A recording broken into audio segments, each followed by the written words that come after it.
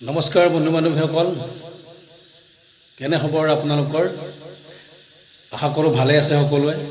সুন্দৰ বতৰ, আশা কৰোঁ এই বতৰৰ আপোনালোকে এনজয় কৰি আছে। নাগাৰা নামৰ এটি সুন্দৰ খবৰ লৈ আপোনালোকৰ মাজলৈ আহিলোঁ। আপোনালোকক জনাবলৈ পাই সুখী হৈছোঁ যে নাগাৰা নামৰ অভিযোজক, পাঠক, কৃতি শিক্ষক